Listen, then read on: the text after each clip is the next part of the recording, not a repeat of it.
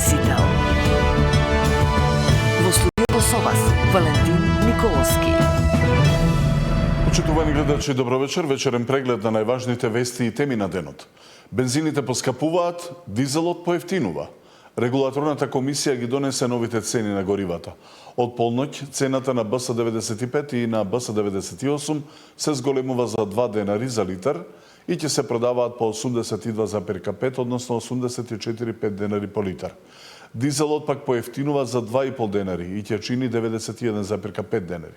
Цените се максимални, но поради попустот кој е во сила до четврток, на најголем дел од бензинските станици 95-ката ќе се точи за 80,5 денари, 98-октанскиот за 82,5 денари, а дизелот ќе се продава за 88,5 денари по литар.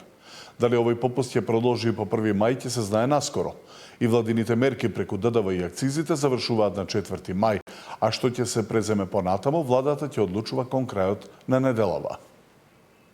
За окта ќе разговараме оваа недела, се уште не сме ја отвориле темата, но ќе разговараме оваа недела, ќе разговараме со Министерката за енергетика и се разбира во рамките на можностите ќе направиме се за да продолжи тој попуст. Како влада во овие 2 месеци се бориме жилово и успеавме да не дозволиме како многу пати во минатото да бидеме на дното, туку напротив да бидеме на врвот според процентот на мерки од нашиот бруто домашен производ, а од друга страна да немаме ценовни шокови и инфлација со двоцифрен број проценти, како што тоа впрочем беше во 2022 година, а имајќи предвид дека ова енергетска криза е поголема од сите 3 претходни енергетски кризи, таа 2022 и тие од 70-тите години заедно, мислам дека како влада, која што 2 години жилово се бори да ги исправи грешките правени со децени, успеавме при еден конструктивен, офанзивен пристап да задржиме ценовна стабилност.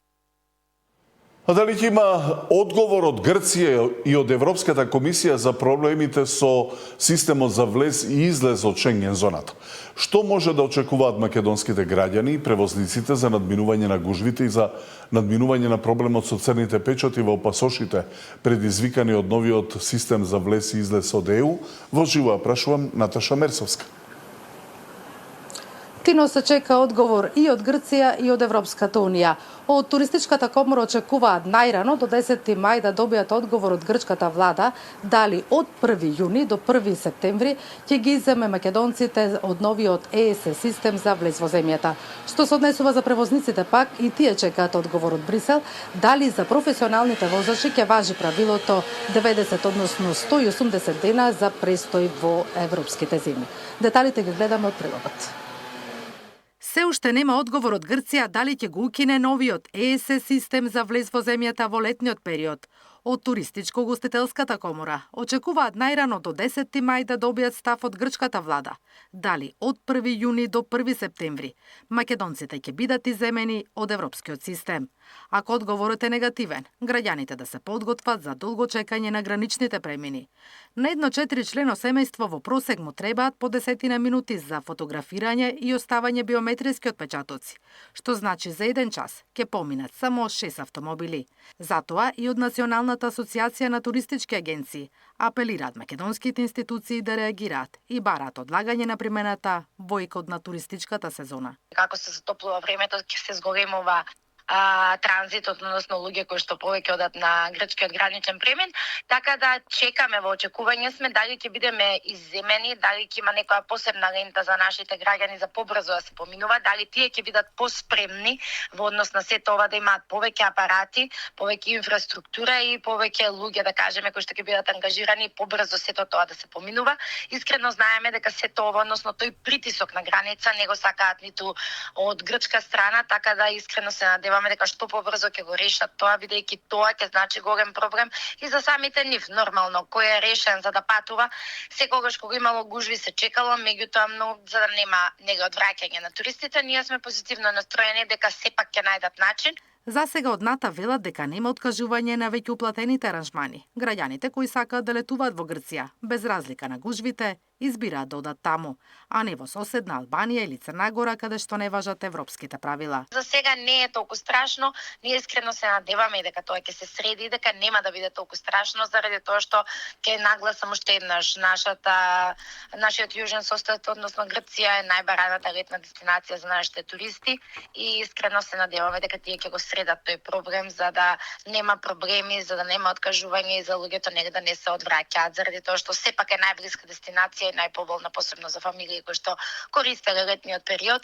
Од Брисел нема одговори за транспортерите, кои бараа за нив да не важи правилото 90-180 за влез во земјите од Унијата.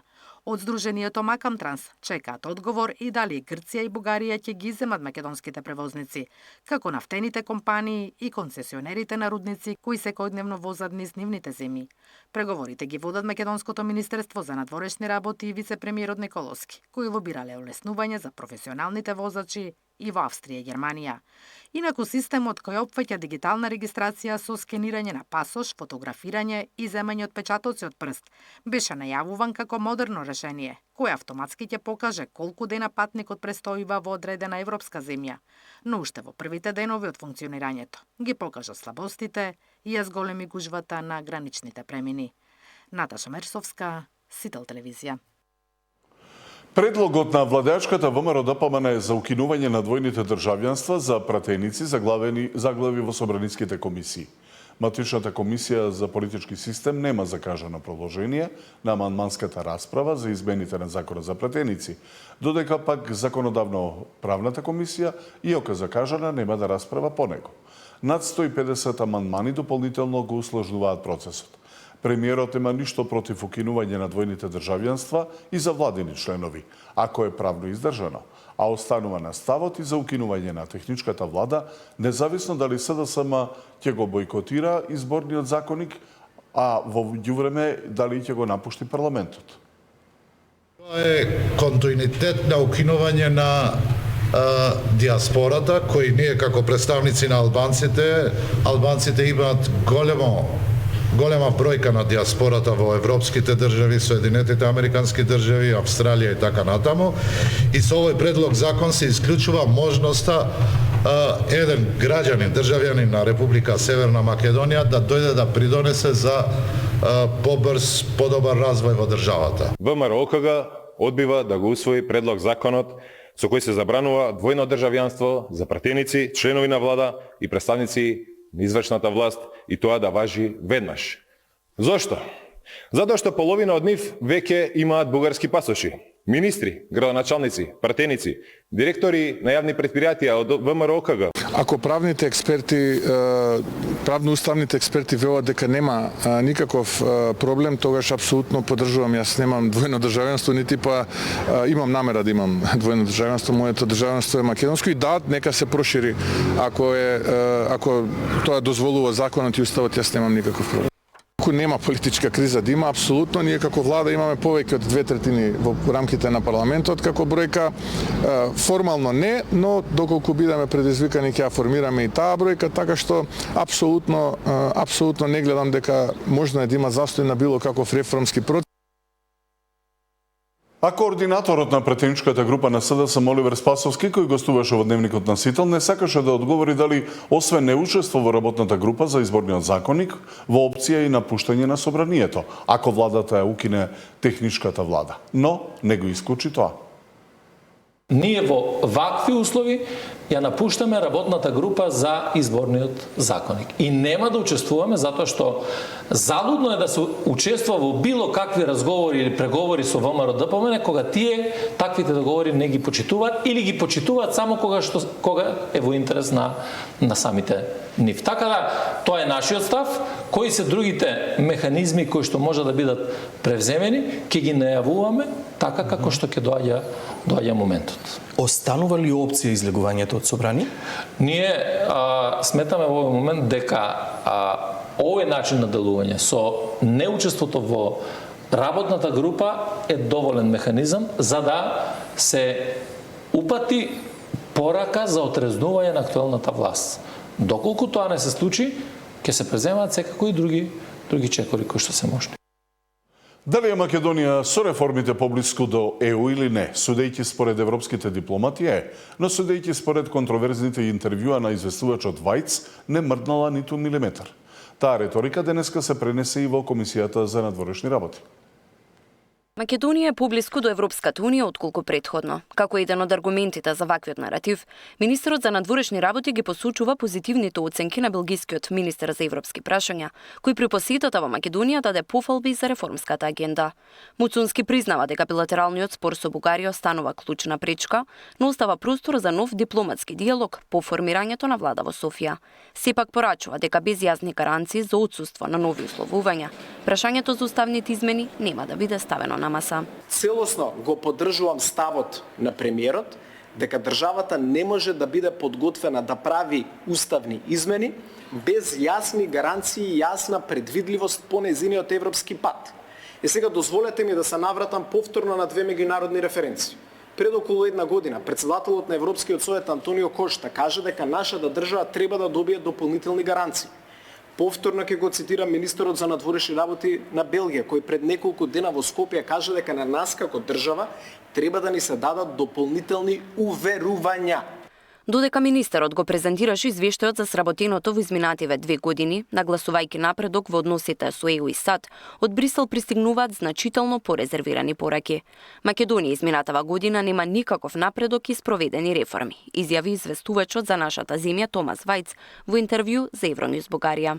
И ова важи за сите влади, како и за владата на Северна Македонија. И во последната година не видовме никаков напредок, никакви реформи. И не станува збор само за започнување преговори, туку и за реформската агенда, планот за раст. Ако земјата не ги спроведе потребните реформи, 47 милиони евра, нема да одат кај неа, туку кај соседните земји. Дури траат дебатите и денеска во собранието, но и на меѓународно ниво, дали треба да се внесуваат бугарите во уставот со или без гаранции. Одуи започна иницијатива за собирање на потписи да се направат уставните промени, без кој велат граѓаните се држат во заложништво.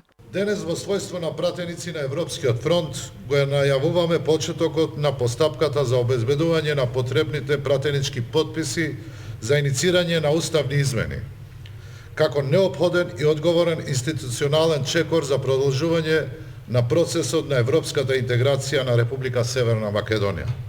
Во Бугарија пак претседателката Јотова објави дека во четврток ќе се одржи првото заседание на новиот состав на Народното собрание, со што ќе започне процедурата за формирање на новата влада. Убедливо мнозинство на изборите со 131 пратеник освои коалицијата на Румен Радев. Тамара Дичевска, Сител телевизија. Случајот 27 април повторно се враќа во јавноста откако осудениот Јане Ченто поднесе кривична пријава против екс-обвинителката Вилма Русковска за монтиран случај и лажни сведочења. Претходна апелација ја утврди жалбата на осудените за повторено судење како неоснована. Со кривична пријава до обвинителството против поранишната обвинителка Вилма Русковска, Јане Ченто и осудените за настаните од 27 април ќе докажуваат дека процесот бил монтиран.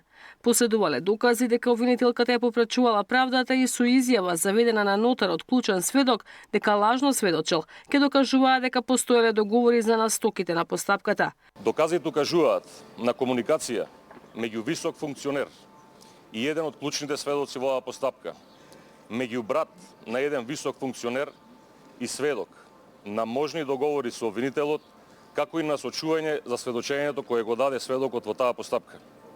Сведокот, со изјава заверена кај нотар, изјавува дека неговиот претходен исказ, даден во постапката, бил невистинит и дека истиот му било ветено дека ќе му се помогне во други кривични постапки, доколку даде таков исказ. Поранишната обвинителка Русковска за Сител вели дека не очекува кривичната пријава да биде процесуирана бидејќи била неоснована. Не може да ги побие материјалните докази кои беа презентирани. Мислам, очекувам отфрлање на кривичната пријава. Па не може сите суди јас да ги манипулирам, и основни, и суди во апелациониот суд, и суди во Врховниот суд. Процесот бил политички монтиран од страна на претходната власт, оцени и премиерот Мицкоски. Невини луѓе беа прогласени за терористи, невини за терористи, но тие направија одреден престап и требаше за тој престап за кој што реално го направија да одговараат. Но за жал тие одговара за тероризам, нешто што наистина беше невидено во тој момент. Што се однесува до другите информации од тој период, самите и обвинители, суди сведочат за фингирани процеси, за уценети и обвинители, суди, за политички наредби, како да се суди, зошто да се суди. За сега само и по 9 години од настанот немало вистинска правда. 9 години подоцна, наместо целосна правда, сведоци сме на обиди за срамна рехабилитација на насилниците. По доаѓањето на ВМРО ОКГ на власт, осудени лица за 27 април се пуштаат од затвор со само еден потпис. Оценувајќи ја како неоснована, апелација пред една недела ја утврли жалбата на осудените за повторено судење. Во декември лани кривичниот суд ја утврли нивната жалба со образложение дека нема законски простор за повторување на постапката. Пред 9 години, на 27 април, по неколку месечна политичка криза и секојдневни протести, се случи упадот во собранието кога надвор од процедура беше избран претседател на парламентот. Инволвираните кои се товараа за терористичко загрозување на уставниот поредок и безбедноста добија над 200 години вкупна затворска казна. Ивана Соколовиќ најдова, Сител телевизија. До вестите во 23 останете со програмата на Сител. Пријатно.